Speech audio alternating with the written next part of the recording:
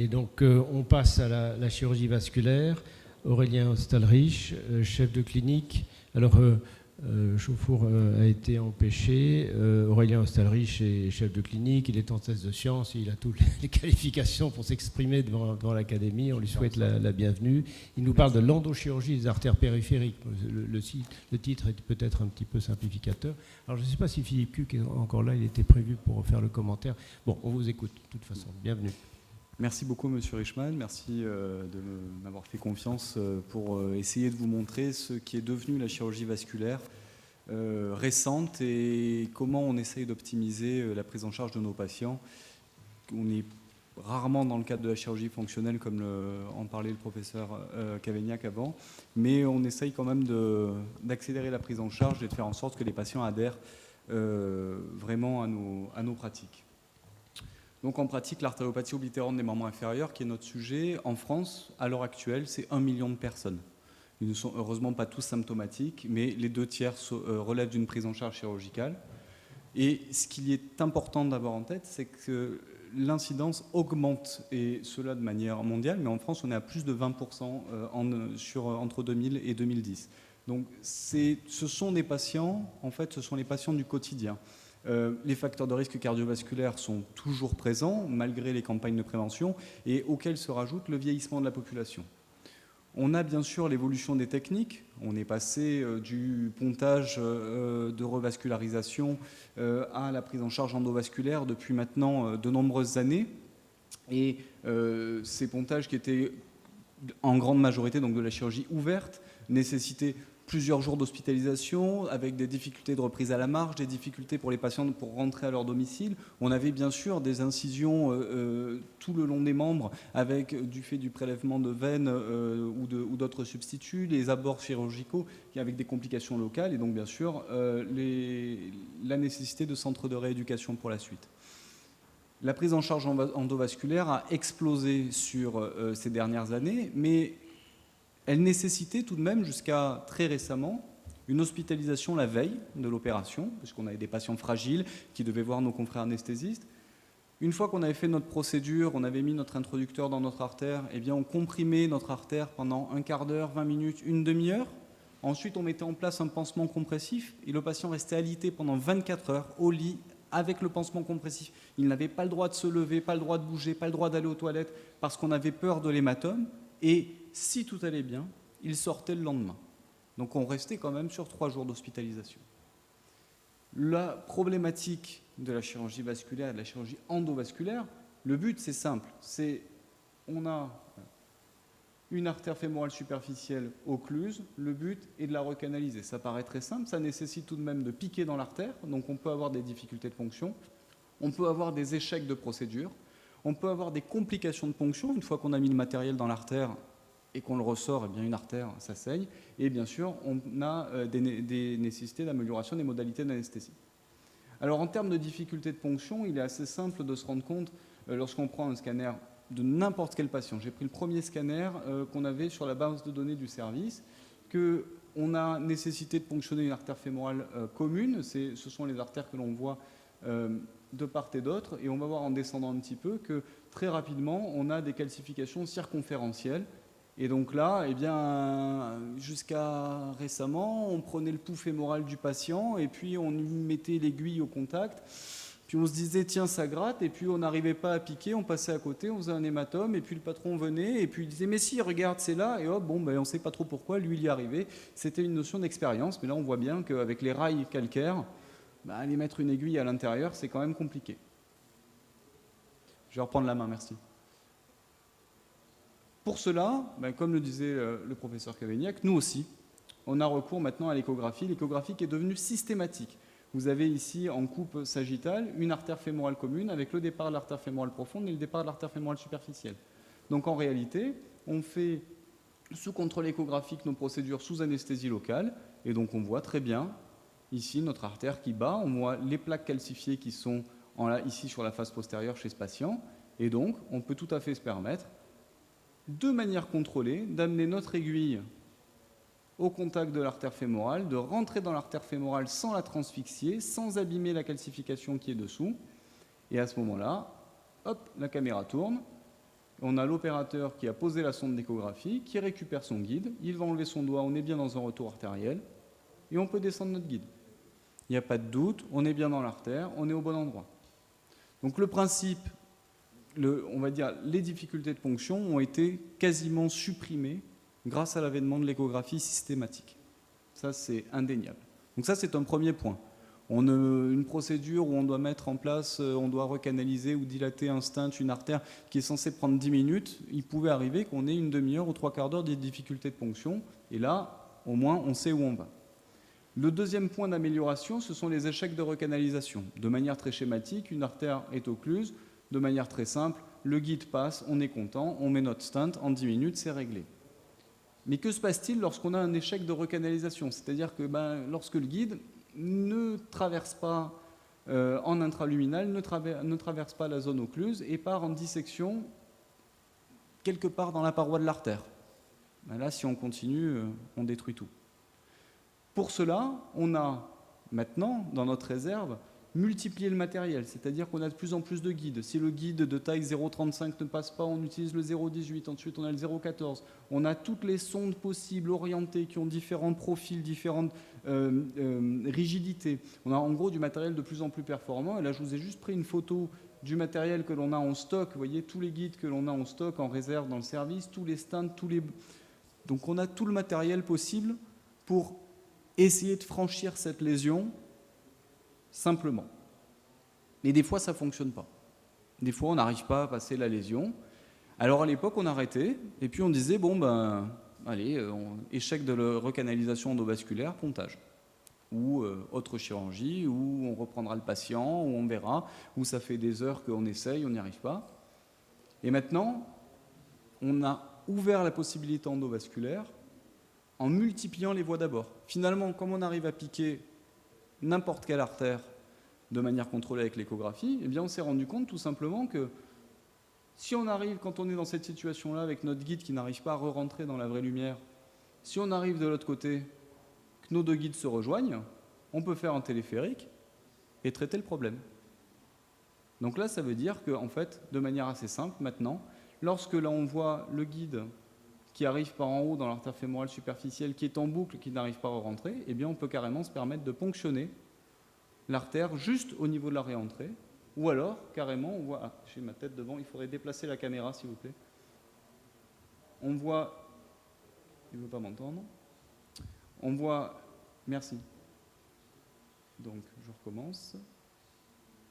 Hop, on voit qu'on peut ponctionner une artère pédieuse sous contrôle échographique, avec ici, vous avez l'aiguille qui rentre dans l'artère pédieuse, et on va voir le guide qui va progressivement pouvoir remonter une fois qu'on l'a bien... Voilà, on a des guides, donc, comme je vous disais, des guides 0,14, donc ce sont vraiment des guides millimétriques qui va pouvoir remonter dans l'artère, et ainsi, eh bien, par l'artère tibiale pédieuse, puis tibiale antérieure, hop, on remonte de manière rétrograde jusqu'au problème. Et donc là, soit on rentre en dissection et on arrive à recanaliser, soit on n'y arrive pas, et à ce moment-là, eh bien on inverse la procédure. C'est-à-dire que soit on a recanalisé ici de manière rétrograde et on a notre guide qui rentre dans notre introducteur là, et c'est bon, on est dans cette situation-là, donc on peut mettre notre stent, notre ballon. Là, on a la même procédure avec un guide qui va remonter dans une sonde. Ici, on peut même le faire sous contrôle échographique. Hop, le guide qui remonte dans la sonde. Et si on n'arrive pas à le faire de manière rétrograde, eh bien une fois que la sonde est en place en bas, hop, on descend. Et bien ce qui se passe, c'est que le guide sort par le pied. Et donc à ce moment-là, on est dans une situation où on a des traitements extrêmement complexes qui n'auraient pas pu être faits en chirurgie endovasculaire, avec une occlusion de la fémorale superficielle, l'absence de reprise sur toute la fémorale superficielle et une reprise uniquement au niveau de la poplité interarticulaire très loin qui ne donne qu'un seul axe de jambe. Et bien on arrive à des situations de recanalisation complète avec une artère en continuité. Donc ça, à gauche, ça aurait été un patient qui aurait eu un pontage fémoropoplité sous-articulaire avec entre 7 et 10 jours d'hospitalisation en l'absence de problème, qui est passé maintenant avec un traitement endovasculaire complet. Comme je vous l'ai dit, l'autre voie, une fois qu'on a piqué l'artère, on a réussi à la recanaliser, ben, il faut quand même retirer le matériel. Donc, un des gros progrès à l'heure actuelle, c'est la diminution de la taille du matériel. On comprend logiquement que lorsqu'on faisait nos procédures uniquement en 7 French ou 6 French, c'est-à-dire c'est le diamètre de l'introducteur, et le diamètre de l'introducteur dépend du matériel qu'on va utiliser. Si vous mettez un petit introducteur que le stent ou le ballon ne peut pas rentrer dedans, ça n'a pas de sens. Et bien maintenant, on a du matériel qui est passé à 4 French, c'est-à-dire qu'on peut en avoir des stents qui rentrent dans des introducteurs de 4 French. La différence est quand même énorme, on passe de 2,2 mm à 1,5 mm de diamètre. Donc on a vraiment un trou beaucoup plus petit au niveau de l'artère. On choisit aussi, évidemment, tout le temps nos sites de ponction compressibles. C'est-à-dire que lorsqu'on va mettre notre introducteur, si on sait qu'on n'a pas la possibilité de mettre un système de fermeture, comme je vous le montrerai après, eh bien, il faut être sûr de pouvoir s'en sortir. D'accord ? Et d'autre part, on utilise maintenant de plus en plus fréquemment des systèmes de fermeture. C'est-à-dire que je vous disais au début, on retirait l'introducteur, on comprimait un certain temps. Et bien maintenant, dans une grande majorité des cas, on a fait notre procédure. Vous voyez à gauche, l'opérateur met le système de fermeture au niveau de l'introducteur. Il fait la manipulation pour faire en sorte d'appliquer l'encre et dans ce système-là, un polymère qui va boucher le trou sur la face antérieure de l'artère. Et une fois qu'il a retiré le matériel, donc là il fait la procédure à gauche, une fois qu'il retire le matériel, 2 minutes de compression, il enlève ses doigts, il ne se passe rien. Le but, c'est d'éviter ça. C'est d'éviter ces patients qui, lorsqu'ils s'agitaient dans leur lit, lorsqu'on leur mettait le compressif, que ça allait pas, enfin, qui ne le supportaient pas, eh bien qu'on découvrait avec un énorme hématome et une complication au-delà de l'hématome et du risque de délabrement cutané, la complication vasculaire avec la nécessité d'intervention du fait du faux anévrisme ou carrément de la rupture artérielle. Les modalités d'anesthésie, eh bien, on est passé de 100% de procédures endovasculaires sous anesthésie générale à plus de 90% sous anesthésie locale plus neurolepte analgésie. Les patients sont uniquement équipés d'une voie veineuse périphérique. Les équipes proposent l'hypnothérapie de manière complémentaire comme dans beaucoup de neurolepte analgésie. Évidemment, lorsqu'on se retrouve à ponctionner une artère pédieuse, eh bien, là, on essaye de l'anticiper un maximum, ne serait-ce que d'un point de vue du champage, mais aussi pour que le patient soit confortable. Donc là, on a tendance à faire ces procédures sous anesthésie générale. Mais lorsqu'elles sont faites sous anesthésie locale, neurolepte analgésie, le patient récupère rapidement. Par contre, il est sûr qu'il faut que ce soit un patient compliant. Parce que s'il bouge sur table, ce n'est pas possible. En pratique, jusqu'il y a quelques mois, le patient rentrait la veille, on faisait la procédure, on comprimait au niveau du point d'entrée 3 minutes par French, c'était l'adage, moi j'ai été éduqué à ça, c'est-à-dire qu'un patient qui avait une procédure en 6 French, taille d'introducteur classique, on était comprimé sur table pendant 18 minutes. Si ça ne fonctionnait pas, on recomprimait pendant 18 minutes. Puis après on mettait le pansement compressif, il restait alité pendant 24 heures, et s'il n'y avait pas de souci, il sortait le lendemain de l'intervention. Et les infirmières couraient après les patients qui essayaient de se lever dans les services pour les attacher au lit. Non, non, attention, il va faire l'hématome. Maintenant, on réalise systématiquement une injection de protamine en fin d'intervention. On fait les interventions sous héparinothérapie curative, bien évidemment, qu'on protamine avec une dose en fonction du temps depuis lequel le bolus a été réalisé, le bolus initial. On met en place un système de fermeture lorsque c'est possible, sinon un pansement compressif. Lit strict pendant 4 heures et le pansement compressif, on ne met pas de système de fermeture lorsque l'introducteur est lui-même plus petit que le système de fermeture qu'on pourrait utiliser, parce que ce serait un peu aberrant de faire un trou plus gros dans une artère pour la fermer. Donc lorsqu'on utilise des tout petits introducteurs, on comprime, sinon on met le système de fermeture. Surveillance au lit 4 heures, contrôle écho-Doppler avant la sortie, et le patient sort en marchant le jour même. Donc on a quand même une évolution importante. Ce sont des pratiques qui ont été éditées dans nos recommandations de notre société scientifique. Ce qui est important de voir, c'est qu'il n'y a pas de limite d'âge, qu'on peut aller jusqu'au patient ASA3 stable, que la complexité des lésions, le fait de devoir piquer une artère pédieuse, de passer en crossover, n'a aucune incidence. Par contre, et ça c'est évident, la ponction fémorale, et la ponction sous ultrason, sous échographie est absolument indispensable. En conclusion, eh bien, le percutané, la revascularisation percutanée, c'est faisable en ambulatoire. Il faut des équipes entraînées parce que, évidemment, que si le patient commence à faire un hématome, il faut s'en rendre compte rapidement, et ce, qu'il y ait un système de fermeture ou pas. La conversion d'hospitalisation conventionnelle, elle paraît évidente. Le matériel évolue d'année en année, ce qui nous permet d'être de plus en plus, de réaliser de plus en plus de procédures endovasculaires et de faire en sorte d'optimiser la prise en charge des gens. Par contre, un point sur lequel j'aurais tendance à insister, c'est que nos patients de chirurgie vasculaire, lorsqu'on les opère en chirurgie ambulatoire, ils n'ont pas l'impression d'être malades. Et ça, c'est quelque chose de très important parce que mais je ne suis pas resté hospitalisé, on m'a juste mis un petit stent et tout va bien. Ça peut complexifier la prise en charge et notamment l'observance des traitements et l'adhésion du patient à son suivi au long cours. Parce qu'ils ont l'impression finalement qu'on a fait une petite révision alors qu'ils ont une maladie globale suffisamment grave pour qu'on envisage une prise en charge. Voilà, je vous remercie. Merci, c'était très bien, très concis, très clair, ça répond parfaitement à la thématique du jour. Et donc on a un petit peu de temps pour discuter, tu nous as en plus permis de rattraper du retard, vraiment c'est excellent. Alors je vois André Barré qui sourit, qui était le grand patron de chirurgie vasculaire du CHU. Je suis sûr qu'André, dont je remercie la venue, a quelques commentaires positifs à faire. Oui, quelques commentaires d'un chirurgien has-been. Ah oui, c'est sûr. Bon, je vous félicite pour cet exposé et je vois que les progrès techniques continuent à se faire de plus en plus. Cependant, vous n'avez pas parlé des stents. Quel est le pourcentage de stents en association avec ces recanalisations? Première question.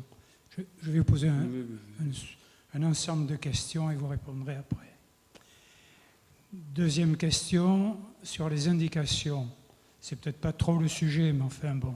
Est-ce que vous réservez ces techniques au stade 4 ou 3-4 ou même au stade 2, compte tenu des risques évolutifs de ces techniques qui peuvent être compliquées de thrombose et d'aggraver la situation?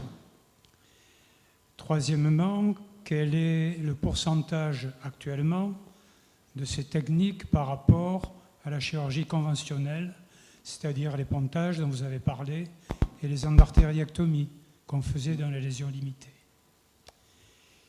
Et est-ce que ces techniques vous ont permis de diminuer le pourcentage d'amputation, en particulier chez les diabétiques, chez qui les lésions distales sont, comme vous le savez, très importantes?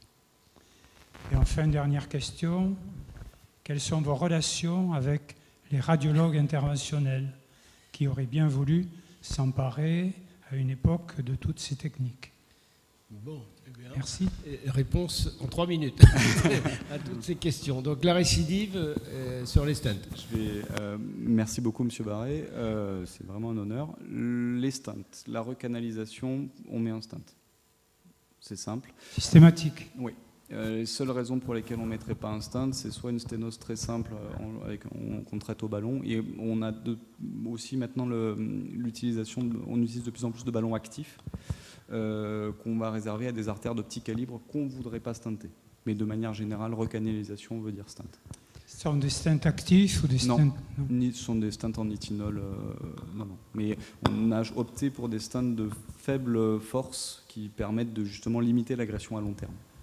Deuxième question, l'indication selon le stade. L'indication selon le stade, on est resté et on n'a rien changé. Les images que je vous ai montrées sont des patients qui sont en stade 3 et en stade 4. On est toujours dans les mêmes indications. Le fait d'envisager de traiter en endovasculaire un patient ne modifie pas la prise en charge. Les artères de jambe, on n'y touchera pas chez un claudiquant et les recanalisations comme ça seront réalisées sur les stades 3 ou 4. On n'a rien changé. Troisième question, le pourcentage d'amputation. Le pourcentage d'amputation, justement, on a écrit un papier avec Jean-Baptiste Rico sur les comparaisons dans l'ischémie critique diabétique entre les pontages et les revascularisations. Le sauvetage de membres est identique, la cicatrisation est identique, la perméabilité au long cours est meilleure pour les pontages au prix de plus d'événements cardiovasculaires périopératoires. Donc en fait, on s'adapte aux patients. Pas plus tard que ce matin, j'ai fait un fémoro-péronnier. Donc on s'adapte complètement. 4e question, le diabétique. On en revient au même. On s'adapte. L'endovasculaire, je n'ai montré que l'endovasculaire parce que c'était le thème et que c'est ce qui permet de faire de l'ambulatoire. Mais en fait, on a un arsenal thérapeutique, c'est-à-dire qu'on va faire un pontage qui va se continuer par une dédilatation. On va commencer par faire une dilatation à un patient qui ne va pas fonctionner ou se reboucher. On va lui faire un pontage qu'on va entretenir avec des dilatations. Donc les deux, il n'y a pas de séparation totale. On est chirurgien vasculaire et endovasculaire. Ce qui ouvre à la dernière et 5e question, la bagarre avec les radiologues, qui n'est pas en principe un problème, en tout cas au niveau de l'académie, qui accueille finalement l'interventionnel en général. Mais enfin, pour répondre à la question du professeur Barré, on prend en charge à 100% nos patients, que ce soit justement en chirurgie conventionnelle évidemment et en chirurgie endovasculaire. Donc je ne sais pas quelle activité ils font de leur côté, mais c'est vrai que nous on fait toute la procédure endovasculaire. Et vous revoyez leurs patients après en consultation ? Comment se passe leur recrutement et est-ce que vous revoyez leurs patients en consultation ? Non, en général non. Non. Ouais, il peut y avoir une discussion là-dessus peut-être. Ouais. Bon, bravo, merci beaucoup. Merci. C'était très clair et remarquable. Et